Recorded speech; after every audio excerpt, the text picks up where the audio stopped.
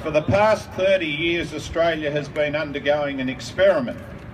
We've not been alone. Quite a few other countries have travelled the same path. Free market liberalism. Its hallmarks have been globalisation, privatisation, deregulation, free movement of goods, free movement of people. Its advocates said that it would strengthen the Australian economy and make us more resilient to external shocks. But far from making our economy more diverse and more resilient, we have become narrow and vulnerable. We have much higher levels of unemployment than we did 30 years ago. We have much higher levels of youth unemployment, much worse long-term unemployment, serious problems of underemployment. We have much larger foreign debt and much larger budget deficits. The distribution of wealth between rich and poor has been...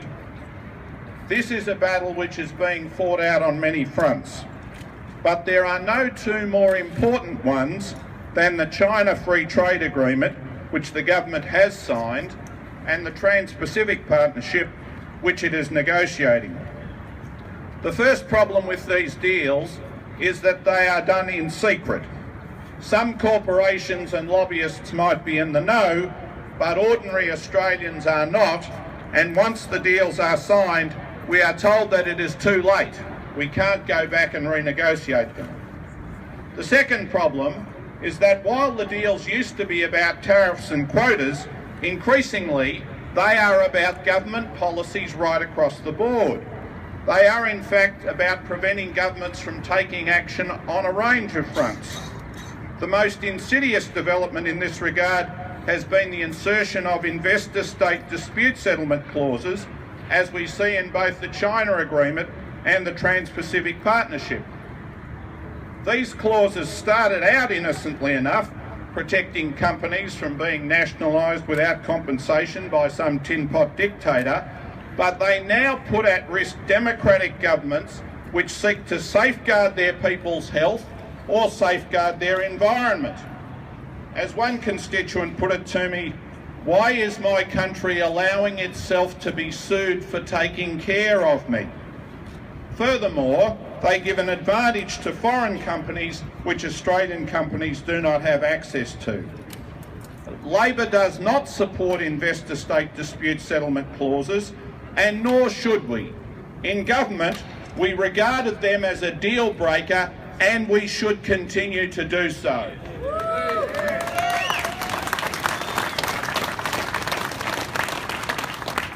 The Trans-Pacific Partnership has other problems. The leaked intellectual property chapter shows that the US is seeking greater monopoly rights for medicines, which would delay the availability of cheaper generic medicines, meaning that the price of new medicines will stay higher for longer. It also contains proposals concerning copyright, which could impact on Australia's laws and policies. And while there is ISDS to enforce corporate property rights, nothing we've seen so far gives us any comfort concerning the enforceability of either international labour rights or international environmental standards. In relation to the preferential trade agreement with China, they get called free trade deals, but they're not free. They're bilateral deals or preferential deals. I have received a lot of emails opposing it. One of them came from the operators of an employment program who said, "Our program is already struggling to find decent jobs for the young people we support to get work ready and back on track to normality due to the existing lack of employment opportunities for marginalised young Australians. This FTA with China will make our struggles even harder as there will be less employment opportunities available. We need to save Australian jobs for Australian people, and we need our young Australians to be able to have the right employment opportunities moving forward into the future." Yeah. Exactly.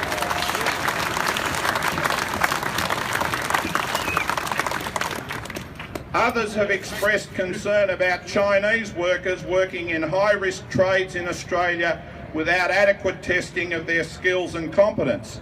They say electrical work is inherently dangerous, which is why we have stringent electrical training and safety standards in Australia, and that eroding these standards could lead to accidents, injuries and deaths. It is pathetic that Andrew Robb and other boosters of the globalisation and free trade agenda, rather than genuinely debating these serious matters, resort to name-calling, throwing around offensive and inaccurate jibes like racist or xenophobic. I am proud to represent as best I can Australian workers of whatever background. To the north of my electorate in Broadmeadows, we have an outrageous 20% unemployment rate. Many of these would-be workers are Turkish. They are here. We welcomed them here. They are entitled to some consideration. How about we find them something before we allow more overseas companies to exclude Australian workers?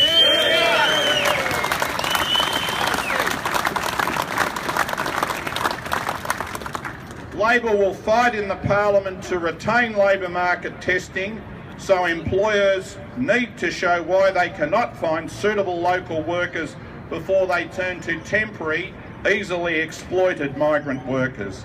Labor will fight to maintain the integrity of Australia's occupational skills and safety regulations, and Labor will fight to reinstate the safeguards which the Liberal government wants to tear up under cover of the China Free Trade Agreement. Thank you for being here and thank you for your support.